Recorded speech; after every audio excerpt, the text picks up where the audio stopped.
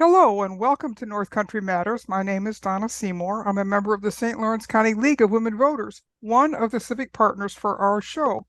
My guest today is Steve Todd, the superintendent of the Jefferson-Lewis BOCES. Steve, welcome back to North Country Matters. It's so nice to have you back while we still can, because you're close to retirement, my friend. Getting there. And thanks, Donna, for having me. I always enjoy these conversations. Yeah, me too. So when you and Tom Burns were with me in June, we briefly talked about the new graduation requirements coming down from state ed. The Regents diploma system has been in place for several generations of students, but the revised New York State Portrait of a Graduate is designed to support the pre-K through college education system by ensuring that educators are preparing the whole student for the complex and interconnected challenges of the real world. And we are surely living in those challenges today. So Yes. our students will have to be able to navigate a very complex world. So the revision process started in 2019 when the New York State Board of Regents and the Education Department launched the Graduation Measures Initiative to explore what a New York State diploma should signify to ensure educational excellence and equity for all students. The report was presented just July of this year. And Steve, you were an integral part of that process. So tell us what it entailed, because it was certainly a lengthy process. It was. And I think you're absolutely right, Donna, that we have to look first at sort of the history of what got us here. We know that for 125, 150 years, really, here in New York and across the United States, that diploma requirements were defined and student success was defined largely by students sitting for a certain number of days in a course and then passing that class and completing what's called seat time and earning what were called Carnegie credits and or passing tests. And in some cases, both. And New York's graduation measures for a very long time in the state of New York have been about sitting for the same classes, every student sitting for essentially the same classes, plus maybe a few other electives, but minimum certain classes everybody's got to sit for and take. And everybody has to take a certain number of Regents exams, 5 of them, and pass those. And if you do those things, you're successful and you get a diploma and you graduate. And if you don't, you're perhaps not successful, and too many kids are leaving without diplomas because of that. So what many of us over the years have recognized is we need something different. There's been a tremendous push over the years to look at new options and new ways to say, any of us who have children, if you have more than one child in your house, you have 2 children, you have ample evidence already to know that no 2 children are alike. And then cross hundreds of thousands of students, no 2 of those kids are the same. And all of them can be successful in different ways. And that's a beautiful thing.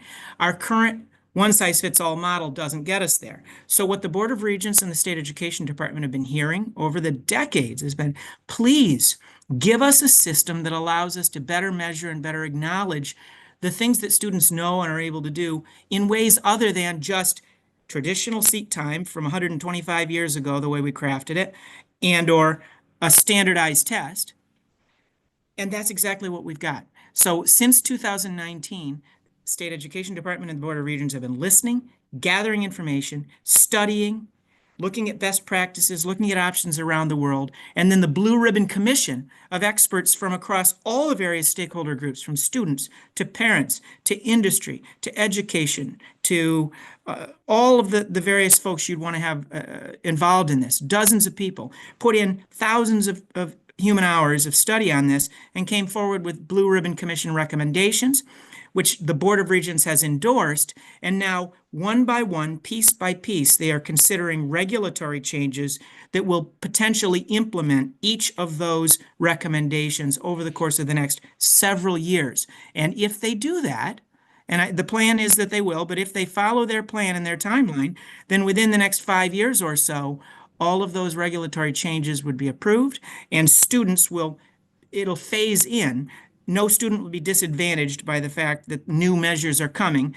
Some students will be living under the old measures for part of their career. Some will be living under entirely the new measures. But over the course of the next few years, these changes will be phased in. And the students who are currently now 7th graders, my Abby, who's in 7th grade in the Watertown City School District, 12 years old. Her class is the first class that will live entirely under these new requirements if the regulatory changes all happen on the time schedule as planned. You know, you remind me when you talk about this process, in many ways, it's modeling what we're already seeing with career technical education, isn't Yeah, it? absolutely. And think about this too, what we do in colleges and what we do in some of the very best private schools in the country, kids who go to elite private institutions, and they're literally living the dream of customized, individualized programs. Well, that's when we talk more about this in a minute, Don, I think that's what you're going to see. Every student is going to have that. And there are challenges in that because it's logistically a lot of moving parts, but it's so good for kids. Well, and it's really finally meeting the needs of the 21st century, which we are already a quarter of the way into. So I think you're Yes. right. This is very exciting. So let's take a minute to go over the 6 pieces of the portrait that the New York State high school graduate will actually do. First, a student will be academically prepared. What will this piece look like, Steve? And I preface this with one little observation, Donna. So there are 6 pieces, but this is envisioned as being sort of a holistic model, such that it's not really 6 buckets where we'll check the box on this one, then we'll move on to the next. But the way we do it kind of now is we say, okay, students got to pass chemistry, check. Chemistry. Now they got to pass English, check. And pretty much all of the grad measures now are focused on just the academic curricula, which are important.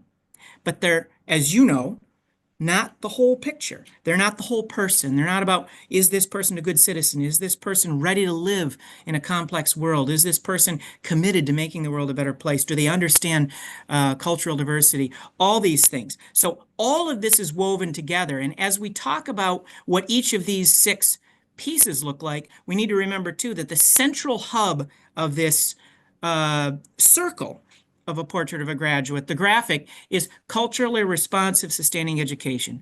Is this a student who understands how to be a member of a culturally diverse, wonderfully diverse country and world, and that it's all woven in there? So all of these pieces overlap, and there's no real distinct boundary between them. Now I'm going to back up and answer your question.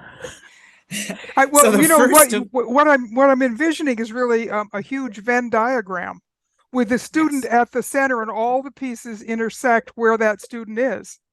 Absolutely. And by design, anyone who has looked at this graphic of a portrait of a graduate will notice that the shades of the various buckets are intentionally blended so that they bleed into one another because there is an intentional graphic representation here of the overlapping and interdependent nature of all these pieces.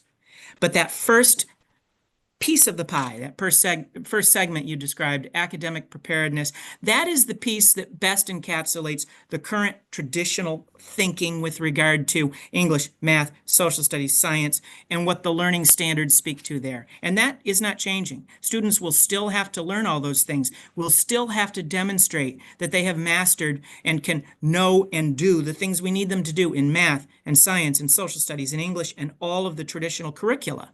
It's just that that won't be the whole pie anymore. It's one piece of the pie, which we all know has always been important. It's just now this new model looks at it. Now, here's another aspect of it. As I mentioned before, traditionally, to show that a student had mastered these various standards in math, science, social studies, English, and other curricula, they all had to take exactly the same classes for the most part. They all had to pass the same tests.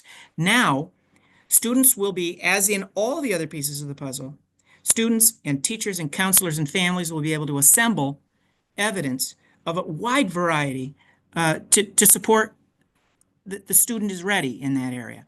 And that will potentially include, I sat for a class and I passed it. That's one possible piece of evidence. So that's not going away. It's just, it's not the only way. Or I took a Regents exam in math or in English or in science or in social studies, and I passed it. Okay, that continues to be an eligible piece of evidence, but not the exclusive piece of evidence. It might very well be that I went and I worked as an intern for Donna Seymour at the League of Women Voters, and I demonstrated a vast knowledge and experience in terms of engagement in my community and understanding civics and society. Now, that piece of evidence could very well be a piece of evidence in the academic realm because part of it meets the social studies piece. It might be a piece of evidence in the English language arts realm because they're working with communication. But it also, that experience could be a piece of evidence in one of the other pieces of the pie we're going to talk about in a minute, from communication to the critical thinking to creative innovation to effective communication, all of these things. And that's where these things overlap. And a lot of it is about experiential learning. And so that's why I'm so excited, because it acknowledges the reality that we learn best when we're doing things. Yeah, and right now we don't have a good way to measure that because it's not part That's of right. what I'm thinking here of a chemistry class where you have a lab, and the lab is where you really do the hands-on stuff, but they really can't test for that on the Regents exam, can they? Yeah, and that's where the hard work is going to come in, Donna, and where Hmm. I tend to be excited about the ambiguity and the uncertainty about this because it's what we've been asking for. We've been asking for an opportunity to be able to embrace all of the multitude of ways that students can be successful. But that opens up a challenge because now we have to be able to document this in a way that is manageable for hundreds of thousands of students across the state, in a way that actually is meaningful and manageable. And some of this, we don't know exactly what it's going to look like, but we do know there's going to be a lot of local decision making, a lot of individualized planning going on. And over the course of the next few years, the state of New York will be offering guidance and supports and best practices of there's something called the Plan Pilot going on right now with dozens of districts around the state, which are a pilot program of a lot of this performance-based measure of success, and that their examples and the exemplars coming from that will serve as models to districts that maybe have not done as much of that over time. But the real work for all of us is going to be over the coming months and years, how to provide our students with lots of opportunities to show what they know and show what they can do, and then document it in a way that allows them to carry that success forward. And that really speaks to this next bucket, as you want to Yes. call it, which is the creative innovator, because that's going to be a huge practical piece, isn't it, of doing that documentation. It will. And for some students, that's going to be their strongest piece, and other kids, it's going to be the area they have to work hardest at. But isn't that the beauty of the world, that we're all going to have things that are easy for us, and we're all going to have things that are hard for us, but to be a really successful member of modern society, we all want to have an ability to be creative and to come up with new ideas. So I think of my own daughter, Abby, who's in seventh grade. She's an arts and music kid. So, I mean, this is going to be an area that she's going to thrive in. And yet she will, I don't think she's as bad in math as she thinks she is, but she'll tell you, Dad, I don't like math. So every kid has got things that they have to work harder at, and that's okay. That's actually a good thing. But all of it kind of overlaps in such a way that a student can play to their strengths. They can find a way to demonstrate success in all these areas in a way that might not look the same as the student sitting next to them, but it's equally beautiful. Yes, I can see that. I have my 17-year-old granddaughter who's a senior here in Potsdam. Same thing, arts and a creative person, and I know she did some very creative things for her English final, which was Mhm. not the standard way that you would just write an essay, So it's really important that we give kids that opportunity to shine. I couldn't agree more. So I think a critical a critical piece of what we're talking about here with these portrait is to become a critical thinker, because what we are seeing in society today is people who are frankly too much like sheep. They believe Yes. everything that they hear as if it were gospel, and they never think about how does this fit into what my experience has been. It's so true in the political world that we're being told all kinds of things which actually are not true. And if you're a critical thinker, you can recognize that. So let's talk about that bucket, so to speak. So I couldn't agree with you more, Donna. And again, if there's anything I am really encouraged about, it's that the young folks, this younger generation, tends to be better at this than perhaps folks in older generations. And I think there are very good signs that, given the opportunity to think and find evidence and support things that, my own daughter is very good at this. She loves to ask. She doesn't take anything as the gospel. Tell me why. What's your evidence? And, that's a good thing. And that's what we want. And we want them to be able to demonstrate that. The trick will be, how do you then, what is the evidence that you will put into that student's portfolio, if you will, that shows that they are ready? And this is an area that's going to take, I think, each school district and region some work, because I'm not sure that we have enough mechanisms to demonstrate this. And that's such a key competency that we're going to need to save our society and save our democracy moving forward. I am reminded of a school board meeting that I attended many years ago. There were a group of high school students who were not doing well in the traditional classroom. So one of their teachers came up with a project and there was probably 5 or 6 students, and they were asked to create a video. And this is long before they had access to the kind of video equipment that we have today. But they came in and they showed their video to the school board, and it was an overhead shot of the perfect pool break. And one break, and every ball went into a pocket. And one of the school board members said, "Well, what did you learn from this?" And it was so great because the students all said, "We learned not to believe what you see," because we know how many pieces there were to this video in order to make it look like a seamless break where every ball landed in a pocket. And I thought to myself, you know what? Those kids have learned something that all of their peers in the seat time classrooms don't know yet. So That's right. it's a great it was a great metaphor for becoming a critical thinker and being able to ask questions. So the fourth bucket, so to speak, of the student will be an effective communicator. And we hear from employers all the time about the need for this, that students have got to be able to work with other people in a setting, communicate back and forth, and then take whatever they've learned and explain to people what it is that they're doing. And so that effective communication piece is not just a reading and writing, is it? No, it isn't. I mean, honestly, there are probably districts that already have a vast array of opportunities in this area, and others that have more work to do to afford their kids more opportunities. But certainly, being a good writer, being able to speak clearly is important. But suppose you have a good course that allows you to learn about video journalism or creation of movies that students are making to communicate a message or some sort of a theme. Any number of things could be factored into this. The sky is really, really the limit in terms of the potential here.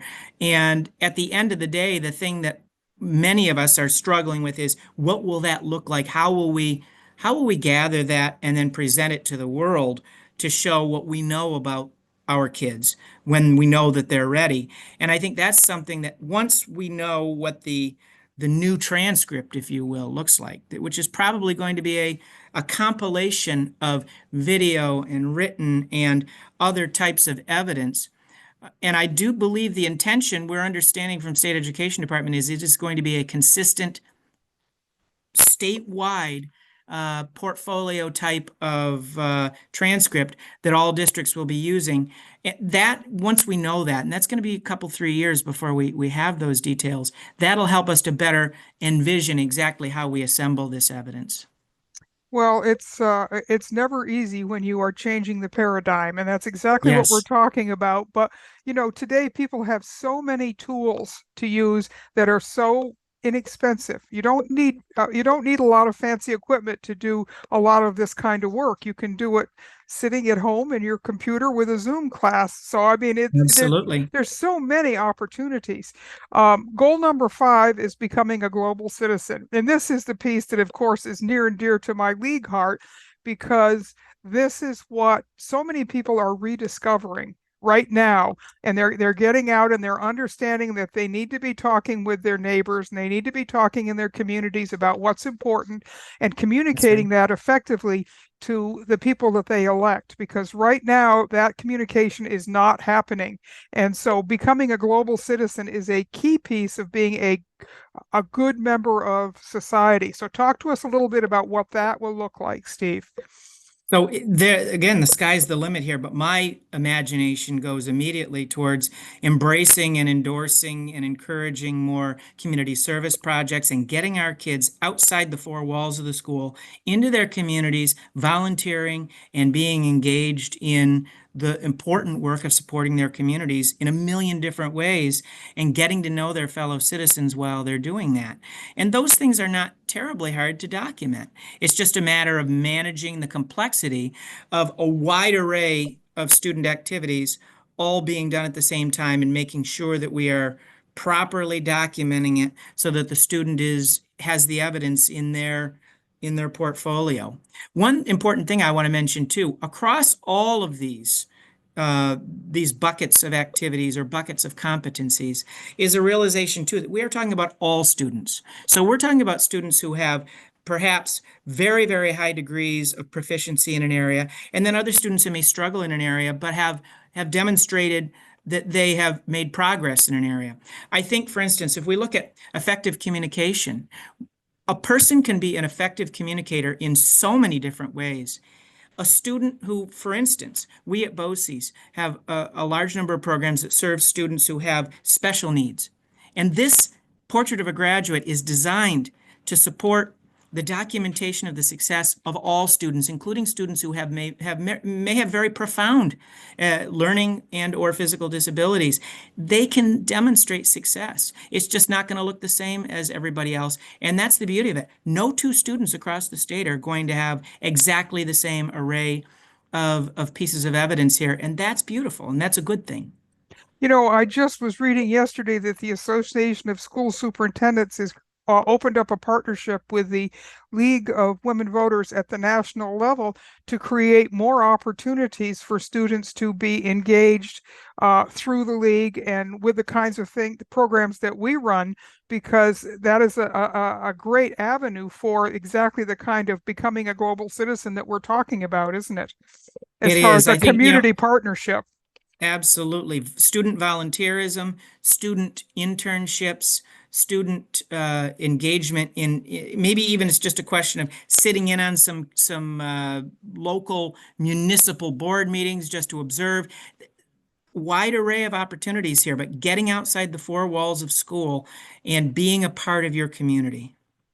Yeah, that really is, there's nothing like it in terms of that. You can't learn that from a book. You really have to No. experience it one-on-one.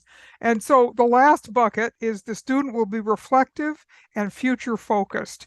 So that is so critical in a world that changes as rapidly as ours changed, isn't it? Absolutely. And it's something that I think people of all ages struggle with. I know a lot of people who have a very hard time being reflective, and I think we perhaps all do, and that's probably true with students as well. It's the obvious thought is, I mean, even something as simple as keeping a journal where people are reflecting upon their own daily experiences and their successes and their trials and their challenges and their joys. But there are so many different ways. Could be done in a video, could be done in, you know, self-evaluation of your own projects that you've done. I mean, if a school built in a series of places for self-evaluation along with peer evaluation, along with teacher evaluation of your project or projects, that certainly speaks to this. And it's something that we all need more opportunity to do. I certainly am not an expert at it, and I don't know too many people who are. But yet, when we get to the place where our graduates are all demonstrating a proficiency in this area along with others, we'll be a better society for it. We will be a better society, and that's really what it's all about, isn't it? You know, one of the Yes. things that occurs to me, Steve, is that the kind of training that teachers are getting right now is not really going to help them a whole lot with this new paradigm. There's going to be a lot of re-education, isn't there, for educators? And as they think about this and that they try to imagine how they can help their students become more of a fit this portrait. I think you're right, Donna, and that's true in both the pre-service side of things and the in-service side of things. For people who are already in the classroom, in service, because we're going to have to get everybody up to speed on these new opportunities and these new expectations. For people who are becoming teachers now and in the next few years, our secondary or post-secondary partners like SUNY Potsdam and SUNY Oswego and others, and other places that train up teachers, are going to have to retool some of their programming. I have a lot of confidence, though, that they're going to be able to do it. I know our good friend, the new interim dean over at SUNY Potsdam, Jamie Cruikshank, is fresh out of the Norwood Norfolk School District, having been superintendent there for years. He knows about this well, and I know he and his team there are going to be working hard to prepare their programs, to prepare our teachers for this new model, and his counterparts in other colleges will as well, and we'll work very closely with all of them. Yes, and there are some really great people who are already in place to help this process along, which is a good That's right. thing. This really is. When I first heard about this, I was very skeptical. I thought, oh well, they're throwing the baby out with the bathwater. But quite clearly, this bath has been brewing for quite a while. This is not something that has not had a great deal of thought behind it and a lot of effort made to make sure that it works. You're right, it's exactly what we need in order to have students who, when they graduate from high school, are actually ready to enter the work world or to do an apprenticeship or to go to college, because we certainly see that now, that students who are graduating and they go to college and then they have to do a year or two of remedial education because their high school really didn't fit them for what they're being asked to do. So I think this is going to be a great model. As always, it would be nice if we could shortcut the process and not have to take so many years to get to it, but that's just the nature of the beast, isn't it? It is. If I could have my way and see this all in place tomorrow, I would be very happy. But I do know it's going to take time to phase in. Over the course of the next few years, we will see the Board of Regents gradually approve one step after another in this, in a sort of a scaffolded, logical way. So one of the next things they will do is sometime in the next year or two, they will vote to decouple, meaning separate the Regents exams from graduation requirements. And so that there will be a point in there when there will be students in high school who started high school when the 5 Regents exams, they had to pass those in addition to passing a variety of classes, or they couldn't graduate. And that decoupling will mean those Regents still exist. They're still there for kids to take, but they are not the exclusive evidence of success in those areas. So there will be some students who have a hybrid experience while this is all phased in, until those students who are my daughter's age, the 12-year-olds, who will be they'll be the first crop through with all of the new requirements. And the Regents exams will still be there, and the old course options will still be there, but there'll be so many other options on top of it. Well, Steve, as well as I do, that states are the laboratories for the country. Mhm. And so that is certainly true in education. And every state tackles education a little differently. They have a different model of what they think success looks like. It sounds like New York State is on the pathway to creating a model that is going to finally work for every single person, not just the person who's a good test taker. That's absolutely true. I am very optimistic about this. I'm very excited about this. And I know that the only challenge really will be making sure that we get the systems in place and the mechanics in place to make it manageable. Because I know those who manage these sorts of details in guidance offices at schools and principals of high schools are probably a bit anxious right now about what is this going to look like, because I've got to make sure I'm documenting success for every student, and it's going to look very different, and we've got to create some of those systems ourselves. Some of this, the state is not going to come down and say this is what it must look like. It's going to be, here are some options. Here are some models that we've seen other places, but you have the freedom. And it's one of those things that's I guess, be careful what you ask for, a blessing and a curse kind of thing. We want these opportunities Mhm. for flexibility to celebrate the differences of our children's successes. But then on the flip side of that, the magnitude of the work to make sure that we're providing all those opportunities and we're properly documenting it for our kids is going to be a very heavy lift over the next few years. But it's important work, and it's good work, and it's good for our kids. So I feel good about it. Well, you certainly have answered a lot of questions about it, Steve. And as you start to close out your educational career after many, many years, you started here in the St. Lawrence Lewis BOCES and then morphed over to Jeff Lewis BOCES. So you're very familiar with a lot of the North Country school systems. You're retiring at the end of this month. What's next for you, my friend? Gosh, you know, I can't believe it's come so fast. It really it is. It's just a little less than a month from now. I My number one priority is I love the work I do. And it's been a wonderful 32 years in the business and a wonderful 12 years here at Jefferson-Lewis BOCES. But I've been away. I travel so much to Albany and I have so many nighttime obligations and such. I miss things. My daughter's skating, my daughter's shows and such. And I want to say yes to my wife and my daughter all the time. That's priority number one here. So that for sure I'm going to do in retirement. I'm not going to miss those things. I have a number of projects at the house that my wife wants me to be working on. So that'll keep me busy. And I do know myself well enough, Donna, to know that after I've taken a little breath here for a few months, I probably will be looking for some sort of part-time way to stay engaged, whether it's in education or someplace else in my community. We're not going anywhere. We're staying right here in the North Country.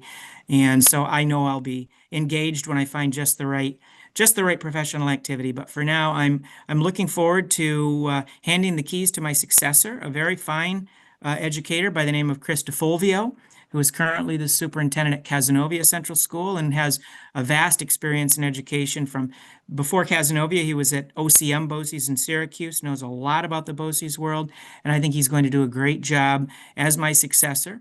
And I'll be just a phone call away if he needs anything.